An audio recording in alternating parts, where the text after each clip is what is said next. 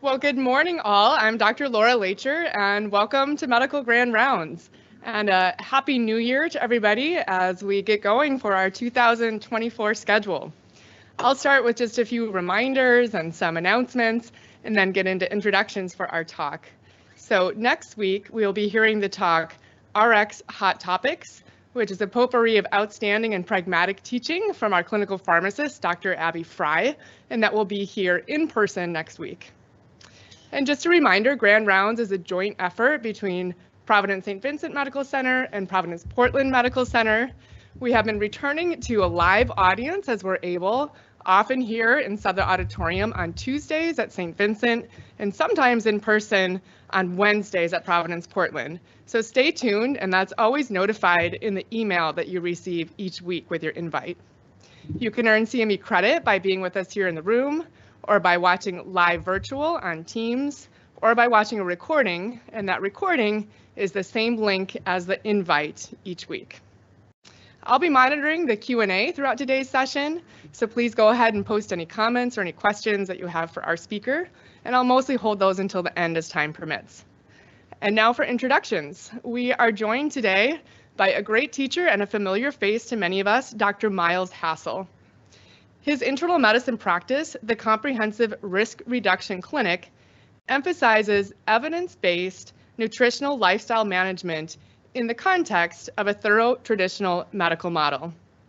Dr. Hassel earned his medical degree from the University of Western Australia and then completed his internal medicine residency right here at our very own Providence St. Vincent. Dr. Hassel's practice incorporates both traditional and evidence-based alternative medical approaches. He is co-author of Good Food, Great Medicine, a guide for using diet and lifestyle for optimal health. Dr. Hassel is extremely generous with his energy and with his time. He's a frequently invited speaker and a teacher of our internal medicine residents. Thank you so much for joining us, Dr. Hassel. Thank you.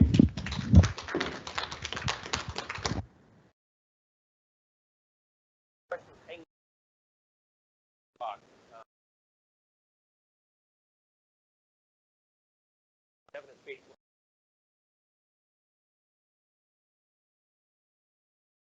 Question is, agree that evidence-based lifestyle medicine is at the very least diluted and at the most maybe completely obscured by our by the emphasis on pharmaceutical and procedural medicine. So sort of as we're going through this, because as I see this as largely a priority issue, not necessarily and a cultural issue, not necessarily an attitude issue. So see what you think. So we're going to be talking primarily about aging, and if we were kind of think about what good aging would be, I think most of us would agree with these kind of criteria: remaining vital and independent and productive, not to have your life pulled down by debilitating degenerative disease, minimizing medications and doctor dependence, which is a huge time sink for our patients, not to mention a cost sink. And I love this Roy Porter quote that I use every opportunity I can get, avoiding the meager increments of unenjoyed life. And we all see this, I think, in our older patients. And when we think about this, I'm going to be emphasizing dementia as an endpoint, primarily because it's something we have data for in terms of lifestyle. And it's one of the key things I think most of us are trying to avoid in our life. And so you have these we're going to be talking a lot and a lot of overlapping material in terms of what kind of predicts dementia. And a lot of this can be identified in midlife: hypertension, smoking, diabetes, and obesity. And I think for the most part, for our patients, if you extracted obesity from that equation, you'd also extract for the vast majority of them the diabetes and hypertension. So a person can actually look at a lot of this as just a waistline problem. And fitness and healthy diet and perhaps hormone replacement are the study where the opposite had the opposite influence, causing less dementia as we get older. And this is something we maybe should really be talking to our patients about early on. If you have type 2 diabetes identified before you're 40, then your risk of diabetes, of dementia is much higher. If you have type 2 diabetes for more than 10 years, your risk of dementia is much higher. So, and this is probably a vascular phenomena. If you are diagnosed before 40, you also have much higher risk of dying even in the next 5 or 10 years, more congestive heart failure in the next 5 or 10 years after your diagnosis. So seeing this as not a blood sugar problem, but a quality of life problem over time, and saying, hey, is there something better we can do, is, I think, a good way of thinking about it. One of the nice things about it is if you get diagnosed over 80, in this study, they showed that those people actually do really well. And I think that's what I see in my practice. I have mostly an older person practice. And you know, when we see these people with their blood sugars creeping up and they're 85 years old, they seem to do great. We just don't see the same burden of disease. And so I tend to be much easier on those guys. Sort of covering the same material using different data set, we see numerous lines of reasoning that make a lot of people call dementia type 3 diabetes. And it goes back to the same issues: the central obesity, elevated glucose levels with or without the diagnosis of type 2 diabetes. And we'll be talking later as well about the idea of the sugars and refined grains being an independent risk factor, and inactivity. The whole concept of sitting being the new smoking is not a bad way of thinking about this. And if we now say, hey, how can we identify these patients? The term we use is mostly insulin resistance. So I try to get my patients who have type 2 diabetes not to see this as a type 2 diabetes problem, not a blood sugar problem, but as an insulin resistance problem. Because when I can get them to concentrate on their insulin resistance and help them understand what that is and the little that we know about it, then it helps them focus more on things that they can do that will have true long-term benefit. Because anybody controls somebody's blood sugar. Controlling their insulin resistance is much more challenging, but probably much more meaningful. And so when we think about insulin resistance, if we think of the 5 elements of metabolic syndrome, low HDL, high triglycerides, high blood sugar, large waistline, and hypertension, we don't tend to look at the HDL and triglycerides as much, but we really focus on people who, especially young people, who have large waistline and any one of the other factors. You got a waistline and hypertension, large waistline and high blood sugar, even minimally elevated blood sugars. Those are the people that we think that we should really focus on in terms of saying, hey, here's some stuff you could do that will make a huge difference to you long term, if you can think long term. Right? This presupposes the patients actually can adopt a long-term view of their life and what they want their life long-term to look like. If they don't like that, they probably go find a different doctor. And along those lines, I like to point out to people that even if you just ingest either orally or just have an infusion of glucose and raise your blood sugar, you can actually document a reduction in cognitive decline in minutes with those interventions. It's kind of a fascinating little body of literature. So think about that next time you have a donut. And at the same time, I think our patients are often confused because they feel like they've been taught that the issue is blood sugar control. And if they're on enough medicines for their blood sugar, they're golden. And I would argue that that's not the case, especially for cognitive function. Good blood sugar control, I don't think we have any comforting data that good blood sugar control keeps our patients from developing dementia, despite the fact that type 2 diabetes is a huge risk factor. And so that is one of the lines of reasoning, I think, that allow us to say to our patients, yeah, let's pay less attention to your blood sugar and more attention on your insulin resistance. And this has numerous aspects. I'm jumping ahead a little bit, but I have a lot of patients who won't eat it. They've got type 2 diabetes and they won't eat a banana because they look at their Libre reading and they say, whoa, I eat a banana, my blood sugar goes up. And I say, so if you eat a lot of bananas, do you get more heart disease, stroke, peripheral neuropathy, blindness? Does eating bananas cause problems? Because if you're focused on minute-to-minute blood sugar, you're losing track of the fact that if you eat a lot of bananas, your insulin resistance is going to go down, especially if you eat bananas with few almonds, in case you're wondering. So the idea being getting our patients to focus more on their underlying disease process, which I would submit as insulin resistance in the case of type 2 diabetes, and less on surrogate markers that can confuse them in terms of what works and what doesn't. The second problem, so the first problem of pharmacologic management is it doesn't reduce a lot of the endpoints that we're worried about. It doesn't do much for. The second thing is, it's better than nothing, mind you. I write diabetes drugs all day, every day. I'm not against writing them, but I like to also point out to people that they have modest benefit. The second problem they've got is if you're putting the patient at risk of hypoglycemia, especially in late age, you dramatically increase their risk of dementia as well. And I see a lot of patients who have episodes of hypoglycemia that don't seem to be aware of this connection, that this is not something to be taken lightly. And so I tell people I'd far prefer to see a 300 glucose on them than a 30. What can we do about this? Still focusing on the relationship. For the purpose of this talk, I'm spending a lot of time on the insulin resistance component of aging, because it's one of the ones that we can identify early and really point to good data. So one of the arguments that people get into is how much can we reverse this? The data on this goes back to 1850 with Banting's. I'm trying to remember the title of his. He wrote a piece that was sold for 1 shilling in 1850 and was a bestseller, and it was called A Treatise on Corpulence. And he used a lot of exercise, a lot of protein, and a lot of rum to deal with this. I couldn't quite figure out where the rum fit in, but it was a big factor for him. So he actually discussed this kind of approach of reversing metabolic syndrome in 1850. It was kind of fun. His main name is Banting, the same guy that the insulin. Not the same name as the insulin guy. And so our patients tell us they feel better when they reverse their type 2 diabetes. There's all this anecdotal evidence going back to 1850. And what have we got in terms of hard evidence now? And there's a bunch of studies on this. This is one of my favorites. So this is from Lean in Britain, and took a bunch of patients who are obese with type 2 diabetes, put them on a weight loss program, and this is the number I think is worth really concentrating on.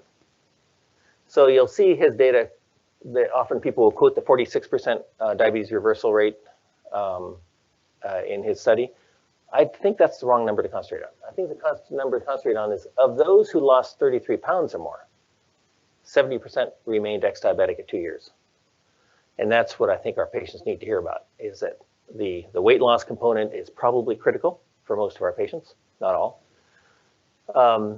And that you can be, the level of success is extremely high if you lose the weight. The second aspect of this, and there's been numerous studies on this, but he did it probably the best, was the fact he was able to demonstrate the beta cell recovery in patients. So not only did they reverse their diabetes, but their pancreas function improved, which suggests that in the long run, they're going to do better as well. It's going to be a maintained function. So this is a lady that we saw a couple of years ago. She came to us. She'd had 3 episodes of gestational diabetes with her 3 pregnancies. And so when she came in, she said, wow, I just got told I've got diabetes. And so remember, this lady has only just met me. And I tend to be a little loose-lipped more than I should be. And so she's got a new diagnosis of type 2 diabetes and microalbuminuria. And she said, where'd this come from? And I snickered and I said, so 3 cases of gestational diabetes. Nobody told you that might have long-term consequences. And she still talked to me, so we got along okay. But she's on chronic pain medicines. She's got chronic depression. She does a little bit of activity. She does some martial arts, mostly accompanying her kids who are pretty accomplished, and does a little bit of swimming. So she's 196 pounds. She's about 5'5". Her HbA1c beginning is 10.7%. She's got some kidney injury already. On a couple hundred milligrams of Tylenol a day for unexplained tachycardia. She's got fatty liver. And between April and August, she lost, 11 pounds and reversed her diabetes. 2 years later, she's lost a bit more weight, still reversed her diabetes, and on dramatically less medications, dramatically improved well-being, well-being in terms of energy, in terms of mood, in terms of she's no longer on any chronic pain medications. Oddly enough, her hypothyroidism resolved. I thought that was kind of intriguing. We've seen that in a handful of our patients with weight loss, and no longer had microalbuminuria. So, is there a drug or drug regimen on the planet that would have achieved these results? And can we guarantee that every patient is offered this kind of treatment when they have a new diagnosis of type 2 diabetes? That's kind of what I mean in terms of every patient needs to be offered this stuff. Will every patient accept it? No. Is she more likely to have graceful aging because she took these steps at 42 years old? I think any of us would have to agree that this will improve her long-term life. Jeff? Graceful aging is living a long and independent life so that you square the curve. So you stay well, and then die. As against decline. Does anybody have a better definition of graceful aging? Well, I'm fortunate to have had both my parents live to the region of 90 with minimal help from the medical profession, and they just sort of died at home, died with a good quality of life. You know, my dad was great one night, and then the next morning he was dead in his recliner with a pleasant look on his face. You know, I mean, so that's how I would perceive graceful aging. As against, I can't drive anymore or read because of my macular degeneration. I have to go to get dialysis. I have to take shots 3 times a day. I have to check my blood sugars 14 times a day. I've got to monitor my blood pressure. I've got to go see my cardiologist every 3 months. To me, that's not graceful aging. To have to see my colleagues would horrify me. And I would actually argue that for most of my physician patients, it seems to horrify them too. I'm not sure. It'd be interesting to do a survey of how often physicians see physicians. I think it's pretty unusual. I was seeing a pulmonologist a little while back, and I said, he had a few issues, and I said, got any records? And he said, that would be my pediatrician. And this guy was 60. Actually reminds me of when my dad was in the ER with bladder outlet obstruction, and I'm standing outside the room, and the nurse is talking to him, and she said, well, Mr. Hassel, when did you last see a doctor? And there's this long silence. He said, that would be World War II, and this was in the 1990s. So this is a case, those of you who heard me speak before, I use this lady every chance I get because we've been followed her for 20 years, and she's still a patient. I met her, she had a stroke, so I admitted her to the hospital with her stroke, and she had hypertension and diabetes, and she's from Nicaragua, doesn't speak very good English, but good enough to understand when I said, hey, if you get exercise and eat better and lose some weight, then we can probably reverse your diabetes and reverse your hypertension and improve your risk of having another stroke a whole lot. And she was aphasic for 3 days, so it gave her a chance to think about this. And most of her, she had very, very little disability from the stroke after the first 3 days. And she reversed her diabetes. And 20 years later, she's still living at home. She's 97. I see her 3 or 4 times a year, usually for like minor injuries and stuff. She has very little health problems now, and it's kind of just fun. So I love to remember her every chance we get. So this data is not complicated data. This is Nurses Health Study. And so this is interesting data because it goes 20, 30 years, Nurse Health Study and Health Professionals Follow-Up Study. And they consistently show that this vaguely defined good diet, so omnivorous diet, nothing too special, body mass index is not too chubby, 30 minutes or more of moderate to vigorous physical activity every day. How many people here do 30 minutes or more of moderate to vigorous? Oh, Shelley. Okay, 1, 2. So here we have mostly health professionals, I'm guessing. And this is one of the most important decisions, I would argue, that you're going to make, whether you're going to really. And the difference it's going to make long term, I think we have solid data, is going to be enormous. So if doctors aren't doing it, how can we get our patients to do it? Because if you're not doing it yourself, your patients are probably not going to pay much attention to you. It's sort of like the doctor who smokes. You got to stop smoking. So substantially greater longevity. 12 to 14 years greater longevity, all right? Show me one of these fancy pants social media longevity experts who can show you any kind of diet or exercise program that equals these kinds of results with all their supplements and expensive doodads. When in actual fact, this is probably pretty simple stuff.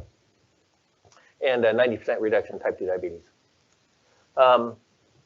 When we start thinking about diet now, the one that we have the most evidence for is the Mediterranean diet, as those of you who have put up with me before know.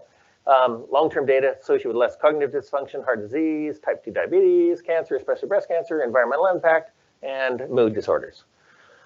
And this is pretty deep data, deep and wide. When we talk about what the Mediterranean diet is, this is one of the studies where they defined it as perfect. It was high in vegetables, fruits, grains, legumes, fish, olive oil, 1 to 2 servings of alcohol a day. Remember, most of this data is, history is written by the victors. Most of this data is written by Southern Europeans, and alcohol figures prominently. Up to 3 ounces of meat a day, 5 ounces of dairy a day. These are not restrictive diets. These are diets you can adapt to any demographic. Anybody who tells you, hey, this is you got to avoid your red meat because it's not part of the Mediterranean diet, garbage. It involves a small amount of red meat. So 3 ounces a day, that's between a pound and a pound and a half a week raw weight, and that's fits in with like the American College of Cancer Research, for example, would agree with that kind of estimate.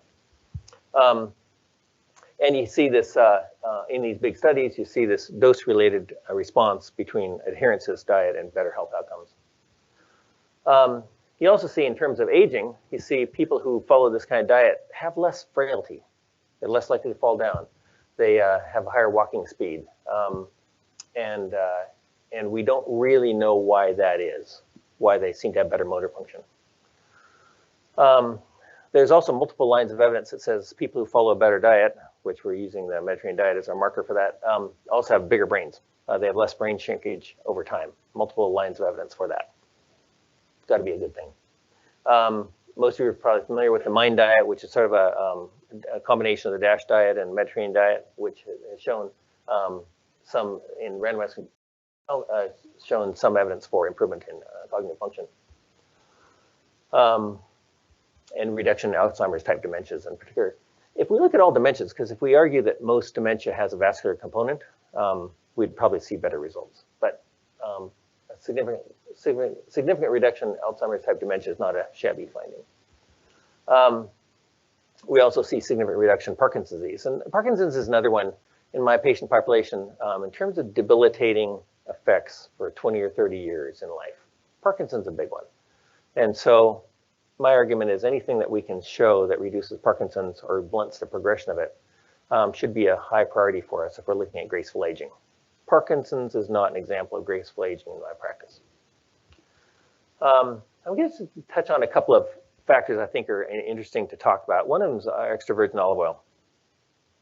So what oils to use often comes up in practice in my patient population, and they've been told that they need to have a high smoke point oil. And I say, why? And they look at me blankly like, doesn't every idiot know that you're supposed to have a high smoke point oil? And I'm saying, no, I don't know. I'm looking for oils that actually reduce disease, not, if the oil is smoking in your pan, I'm not too sure what you've been smoking. They don't appreciate that. But olive oil is the only kitchen oil that we know of that has a substantial data for improving health outcomes. Lower cancer. Is that because it's going studied, or are there others that have actually studied and shown to be inferior? Steve, you've got to stop asking these awkward questions. So, right. What do we know about avocado? We don't know anything about it except that. Oh yeah, sorry. So the question that Steve asked is, are the data for olive oil better because it's actually been studied, or are they better because they're better because the other oils have been shown to be inferior? Is that fair to say? And it's actually a really good point. So the reason the other oils haven't been studied, so your point is a good one, that for the most part they haven't been studied, except for perhaps safflower oil. In the Sydney Heart Study, some of the early studies on cholesterol lowering where they said, hey, if you lower people's cholesterol with safflower oil products, you get less heart disease. Unfortunately, in those studies, the death rate went up. And there's 2 major studies on this, Minnesota Heart and Sydney Heart, both which were actually published as beneficial studies showing benefit of the low saturated fat approach, despite the fact the higher death rate. It's actually a fascinating little piece of 1980s and 1990s socio-political, medical attitude stuff. So the way to look at it, in my opinion, is olive oil has been used for the entire recorded history of humankind. Avocado oil, brand new. Canola oil, brand new. And the reason why these oils are brand new is a couple of reasons. One is, in the case of canola, it was only developed in the 1960s. It's genetically modified grain because the original, the rapeseed, is toxic to humans. And so the Canadians came up with a version of it that's not toxic, which they could grow in huge quantities across the frozen tundra. So canola oil and these other oils, including avocado, are new industrial products designed for a industrial or commercial purpose, not for health. And so to take avocado oil, for example, if you just take avocado oil straight, it doesn't actually taste very good. So you have to process it heavily at temperatures 250 to 500 degrees Fahrenheit, just to put it into perspective, in order to make it edible. In the process, you strip out all the nutrients in it, where in extra virgin olive oil, in contrast, you take your olive oils, you squeeze them just like they've been squeezing them for the last couple of thousand years, you get olive oil out. Very nutrient rich, especially all these polyphenols. And so you've got a reasonable biochemical basis for saying these are probably healthier because of all these nutrients in there. Plus you've got historical precedent, plus you've got data like this.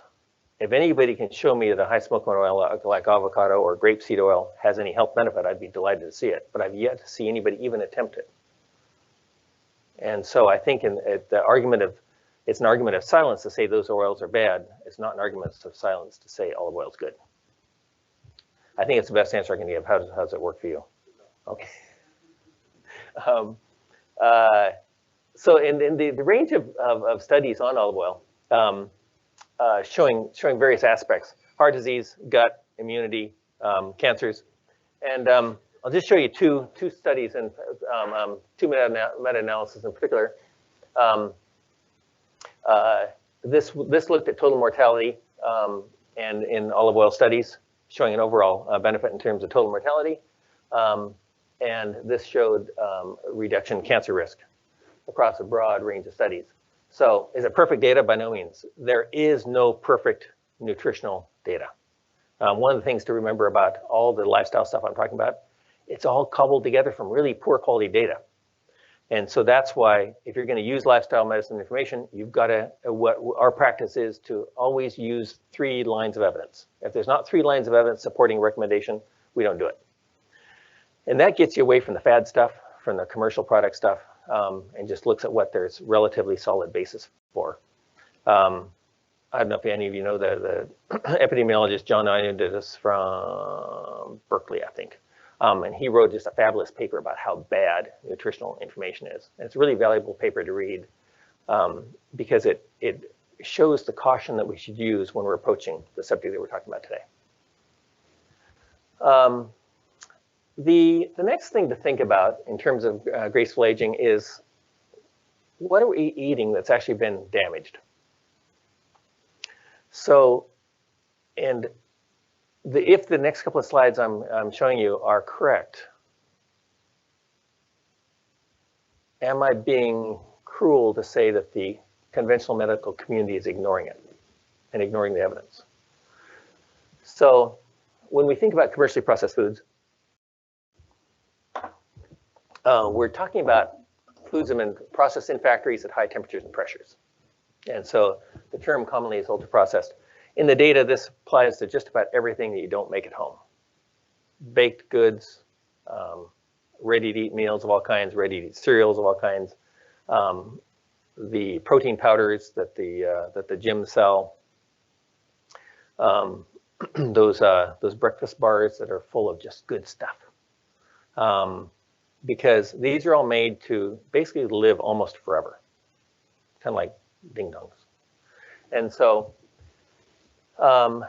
it comprises something in the region of 58% of the foods consumed in America. So if it's a big deal, it's a big deal. And when you look at the different studies, and these are studies done in North America, Western Europe, Australia, and New Zealand, and then you consistently see this dose response curve between eating ultra-processed foods that were made outside your home, and disease. Cancers, especially breast cancer, total mortality, more heart disease, stroke. And so I'm not aware of any aging, if you look at the DNA evidence for these foods. And I'm not aware of any positive studies. It's sort of like screen time. You can't find anybody who says, hey, this is a good thing. So if this is a bad thing, mood disorders, as a medical profession, should we be making a point of it and saying, you know what, if you want to have graceful aging, you're probably going to have to learn to cook. And there may not be a way around that. We don't think there's a way around that. When we look at sugars themselves, and boy, my patients just look so pained when I talk to them about sugars and white flour. Because these white flour products, in fact, most processed green products act pretty much like sugar in your body. So your blood sugar rise after a slice of whole wheat bread, commercial whole wheat bread, is going to be about the same as if you had the same amount of straight sugar. There's not a lot of difference. And strongly associated with dementia, with insulin resistance. And there's interesting biochemical data that suggests that if you go on a low-fat, high-carb diet, in other words, American Heart Association, 1990s, then you actually exacerbate all those problems. And if you just give people a high dietary glycemic load, more sugars and starch, rapidly metabolized starches, then you're going to have reduced cognitive function. I only bring up this slide because often when I'm talking about sugars and refined flours being bad for you, people throw, especially in Portland, throw the whole grain issue out and they say, oh, I can't have grains. In actual fact, we would argue that of all the classes of foods out there, whole grains have the strongest evidence for being healthy for you in terms of breadth and depth of the data. So yes for whole grains, no for refined grains. As I drink my coffee here, I also like to point out that coffee is consistently associated with better health outcomes, including the aging brain.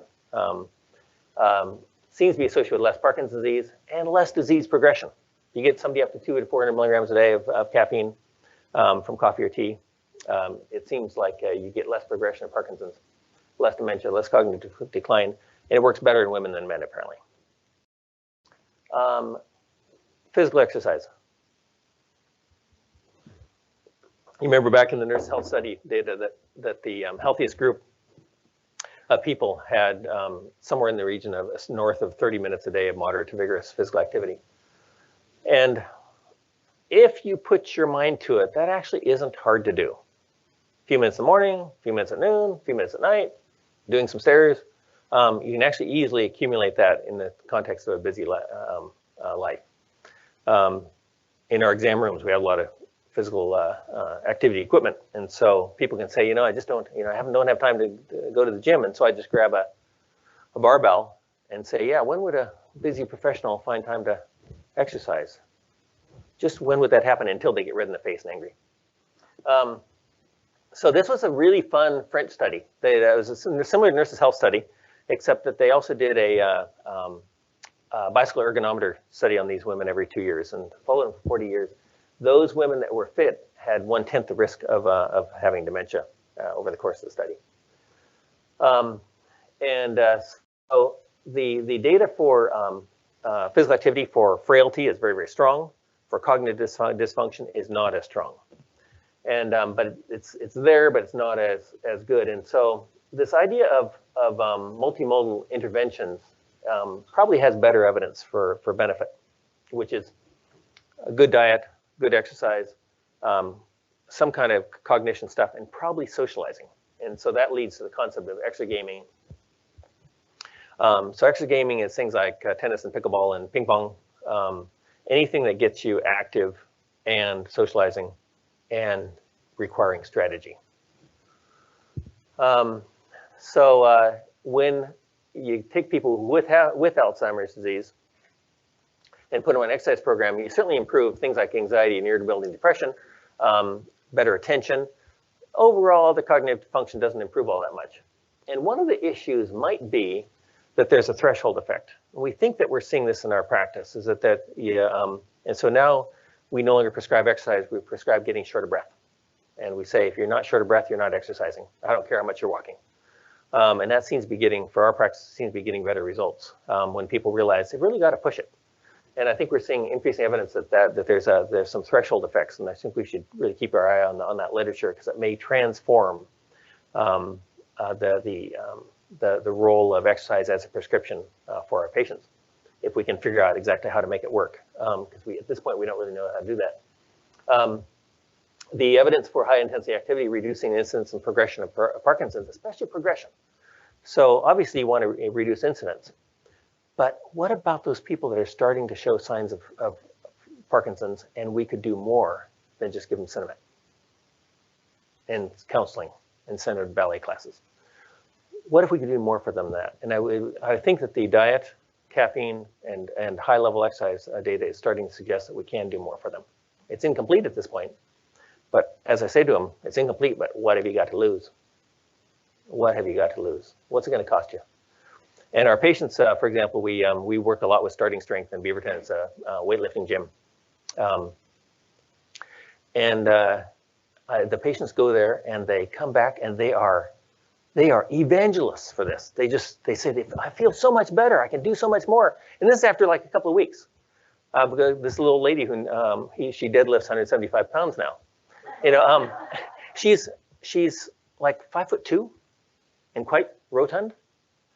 And over about 3 months, they got her up to 175 pounds, and she feels so triumphant. And so the well-being that we see with increasing muscle mass is just phenomenal. The Japanese have published a lot of data on this idea of ping pong specifically. Well, it's table tennis. I only put ping pong because ping pong prescription sounded better, but table tennis is what we should be calling it. So the literature comments on how it's enjoyable for people, it's sociable, and whenever I bring this up to people, hey, you know, what can you start doing that's a game, that's a physically active game? And tennis is too hard, and pickleball, they have to go somewhere. And I say, well, what about putting a ping pong table in your garage? Well, my car's in the garage. Well, the car can go outside. It can handle outdoors. And I've never met anybody who said, really, I don't like ping pong. I'm sure there's some people out there that don't like ping pong, but anybody here don't like ping pong? But our patients all say, oh, you know, I think I could do ping pong. So it's actually an easy sell for me. I don't know how people actually do it, but it's cheap and safe as well. Not too many broken ankles in ping pong. Purpose. The data for purpose is another interesting one. So I'm seeing somebody for complete physical, and they seem like kind of bland. And so I'll say to them, the one I saw the other day was, she's about 70, drank too much alcohol, didn't follow a great diet, lived alone. And I said, what kind of purpose do you have in life? And she just looked at me blankly. After she'd been talking about what she was reading and what she was doing, and she said, I really have no purpose. I have no life. And it led to an interesting conversation that hopefully was helpful. But the data for people who can identify purpose and have better health outcomes is quite striking. And so I think it's worth all of us thinking about this, and especially as some of us are getting older and may not be practicing medicine every day for the next. Not looking at anybody like you, Jeff, but we may not be in medicine forever. And so the idea is, what purpose are we developing now? I remember there was a CEO of this hospital in the 90s called Don Elsom. And I was talking to Don Elsom once, and he looked at me and said, Miles, make sure you have hobbies. I'm just so sick of these retired surgeons coming to my office, looking for something to do because they have nothing. They leave medicine and they have nothing else in their life. Their wife has left, the kids have left, and they're trying to figure out what to do with their life because medicine is all they've got. So really think about purpose. I mean, medicine's not a bad purpose. I mean, I feel grateful every day I can practice medicine. It's fabulous, but make sure you got more than medicine. Incidentally, we call screen entertainment the opposite of a purpose. One of the interesting things about one-way, now I'm hoping this doesn't apply to using a screen as a tool, right? So if I'm typing something into a screen, I'm hoping the literature doesn't apply. But using the screen as entertainment, the data for that, I'm unaware of anything that's positive. Depression, bullying, early death, diabetes, heart disease. Screen time is really a incredible contributor to ill health. And if you can find any positive study, let me know. There's a lot of negative studies. I'm unaware of anything positive. At home, I have a book called by Neil Postman called "Amusing Ourselves to Death," and my poor 14-year-old son has to hear about this all the time. That entertainment is entertainment, and watch out if it's not making you a better person. Polypharmacy. So we're thinking about aging gracefully. It's also trying to keep our patients off drugs. Now, if we keep them thin and active, they're far less likely to need antihypertensives. They're far less likely to need diabetes medications. I think we've got data that says they're far less likely to need antidepressants. So already, they're going to sleep better. Exhaustion is a fabulous sleep agent. A lot of our patients don't sleep very well. I say, well, first of all, try to get exhausted for a few days in a row, and then see if you still don't sleep well. It doesn't always work, but it works a lot of the time. So 50% of people on Medicare have 5 or more medications, and this is associated with increasing falls, hip fracture, decreased physical capacity, and frailty. So, and then we see this polypharmacy with cascades. And so one of our patients brought her mama to me a while back. And Judy was 80 years old. She lived alone on the coast. She had been pretty healthy, but she had started to fall down. And everybody was saying, well, she's kind of sedated, and she had a couple of falls. She needed some dental work because she knocked some teeth out, some neck injuries, had a collar, and so and she'd been told to get a walker and stop driving. So she's on 11 prescription drugs from probably 4 different doctors. I can't remember how many different doctors, but it's a bunch. Probably 2/3 of them were anticholinergics. And is everybody here familiar with the beer list? So, probably 9 of those were on the beer list. Now, I say to my patients, just because it's on the beer list doesn't mean I'm not going to prescribe it, but it means that we all need to be cautious and thinking twice, making sure you really want this. So, and her comment was, I said, now, how'd you get all these drugs? And so she was on a couple of hypoglycemic agents, and she had low blood sugars. She had I think she had an HbA1c like 4.9% or something like that. And she said, well, they keep adding medications and they don't ever stop any. And apparently she didn't think that she should actually be cognitively part of the conversation, which always seems weird to me. But so we gradually stopped over the next couple of weeks. We stopped 5 of them. So now she's down to 6 instead of 11.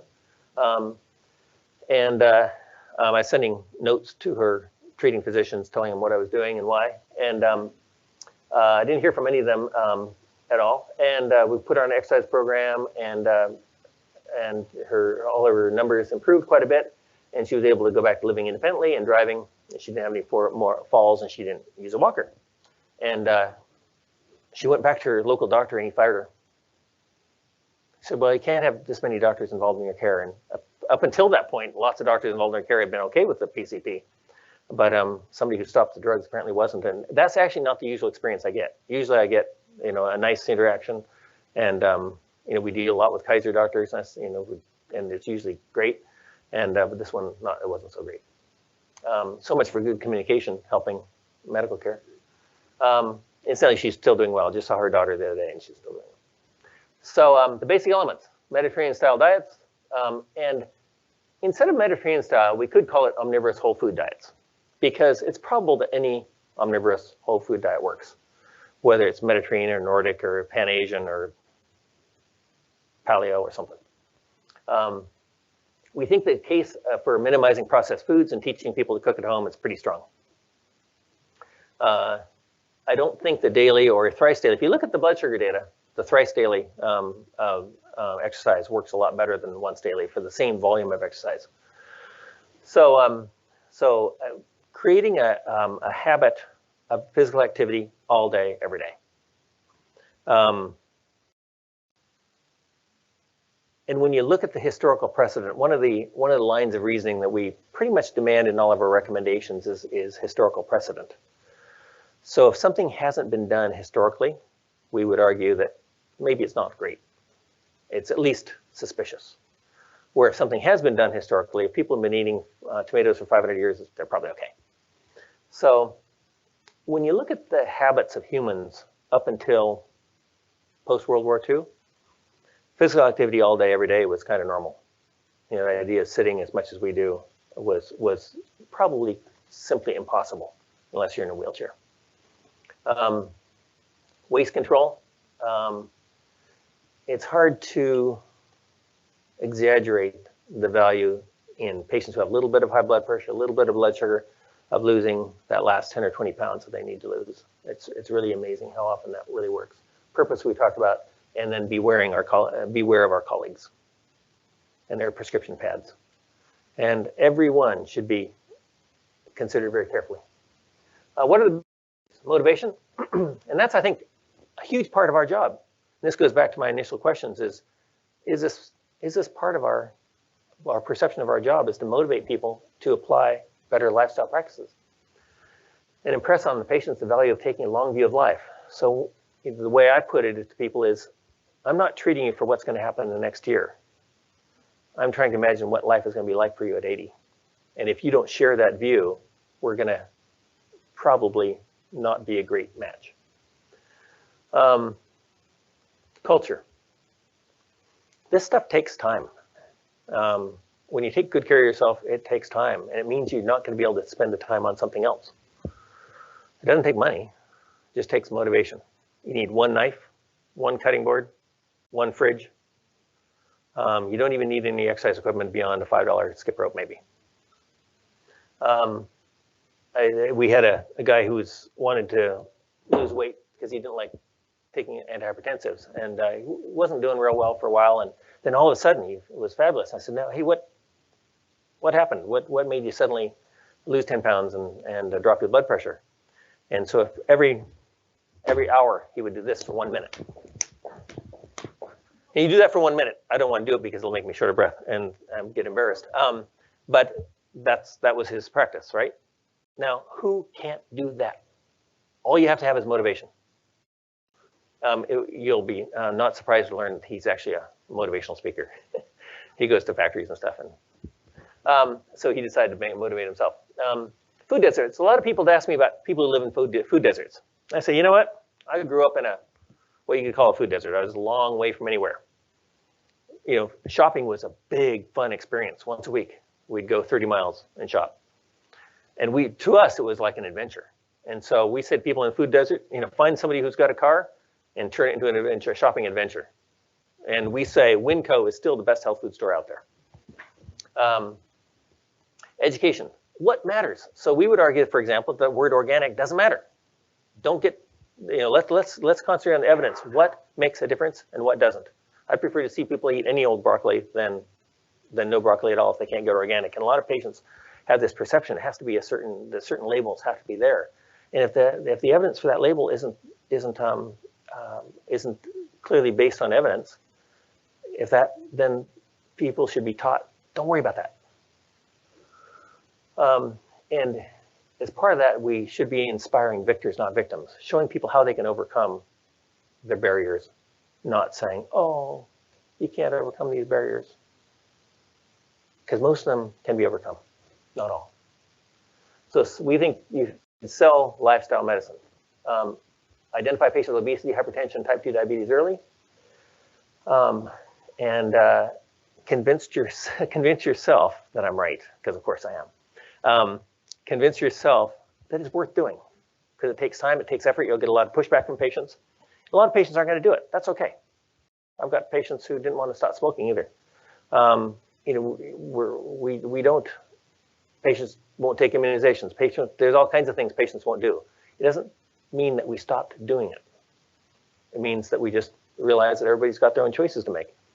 So choices that that are really important are cooking at home, daily activity, arm people with information that's useful to you, that makes a difference for you, and make it a habit to take a diet and exercise history.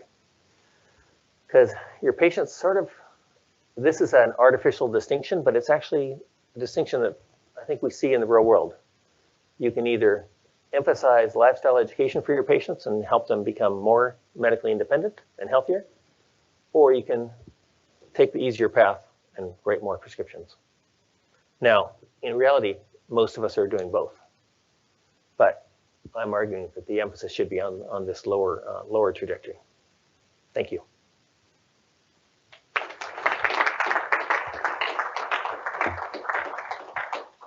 Steve. Hey, Miles. Thanks for this. It was great and both informative and entertaining as always.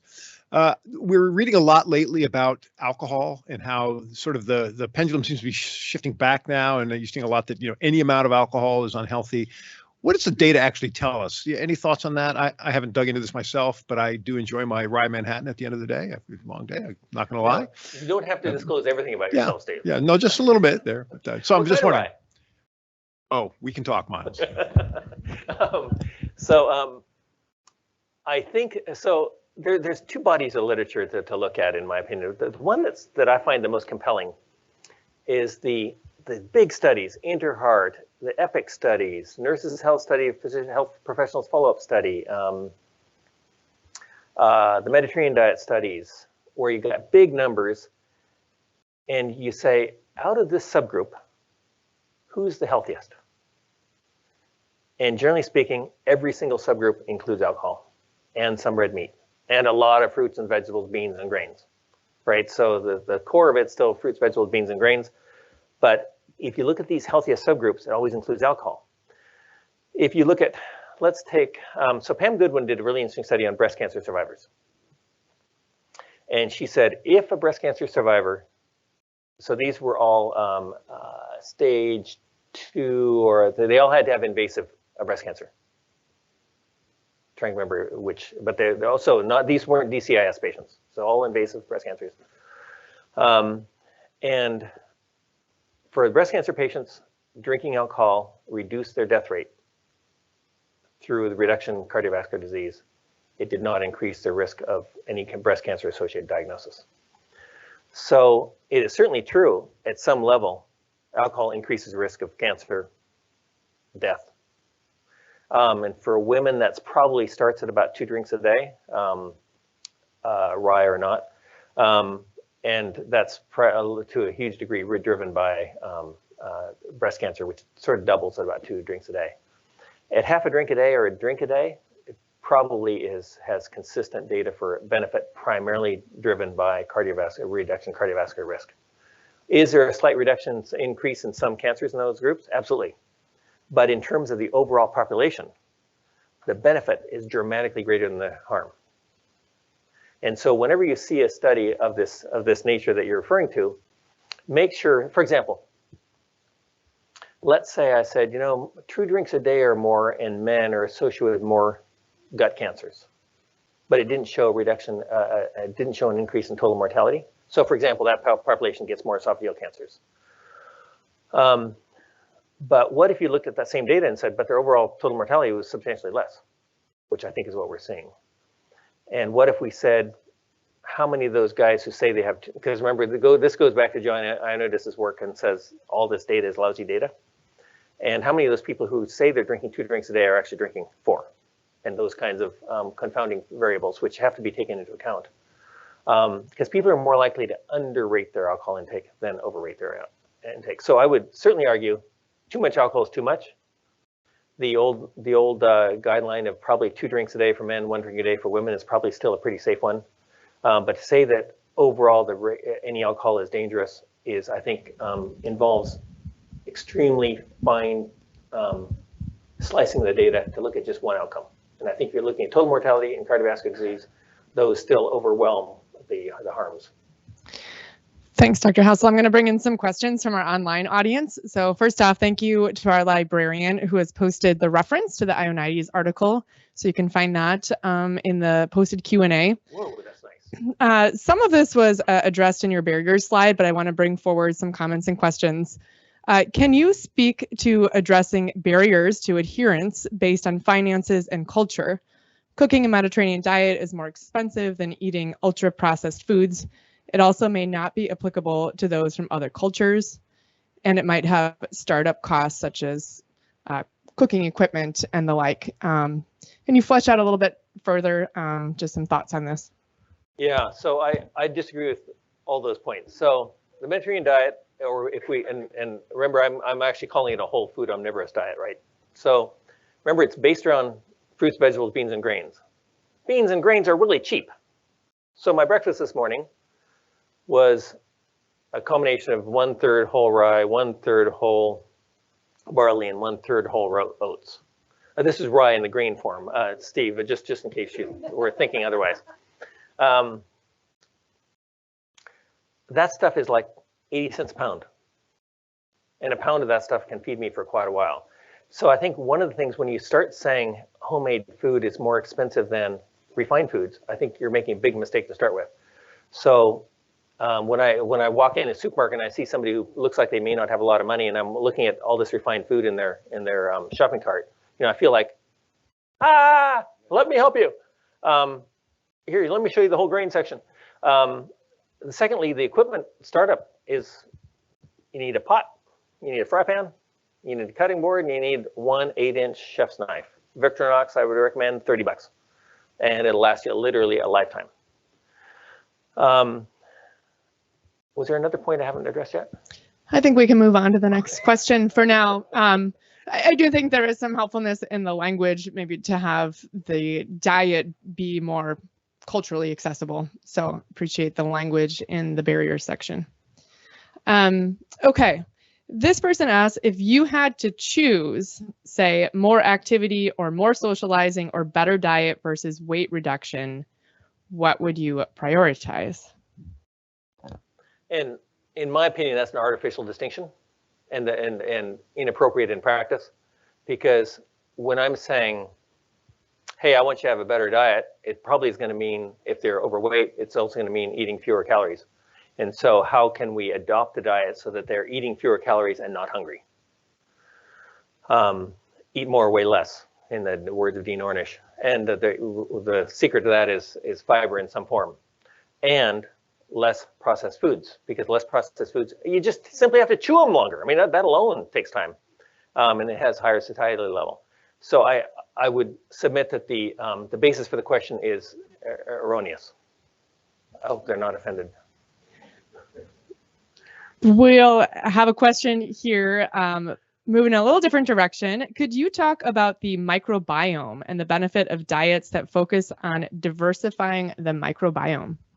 So the microbiome is so the fundamental aspect of that question, that diversifying the microbiome, is a critical one, because the probiotic industry would like us to take this probiotic or that probiotic because there's some biochemical basis for saying this one does this and this one does that. In actual fact, we don't know enough about the microbiome to know what it really should look like, but we do know that the more diverse it is, as a general rule, the better it is for you. And that better is for you in terms of blood sugar control, immunity, weight management, mood. I mean, the range is very broad. So if you want a diverse microbiome, first of all, you eat unprocessed whole foods, because probably the richest sources of probiotics in your diet is dirty food, not probiotic foods. Probiotic foods are really important too. So we prescribe fresh sauerkraut, yogurt, and kefir routinely for our patients. But we point out that the food that they may eat themselves, the apple that they eat, it's got bugs on the outside of it. The grains or beans that they cook themselves, those have bugs. And even dead bugs actually have a microbiome effect. It's really kind of weird. We don't fully understand that. Next, the healthy fats and grains all feed into your gut and make the microbiome better in ways that we don't understand, but it involves these short chain fatty acids and feedback loops to the liver and so on. And then you've also got apple cider vinegar, God's gift to man. So apple cider vinegar improves blood sugar control, improves the microbiome. I don't think we know the mechanisms. And for a lot of people, treats their heartburn better than omeprazole. So, so I completely agree that the microbiome is critical. All of the things we talk about are actually, and I probably should have included a slide on the microbiome, and I didn't. But thank you for that question. And thank you. I want to acknowledge that we are right at 9 o'clock, the top of the hour. For those of you here in the room, Dr. Hassel may have a few minutes to spare for additional questions. Thank you for joining us. Thank you.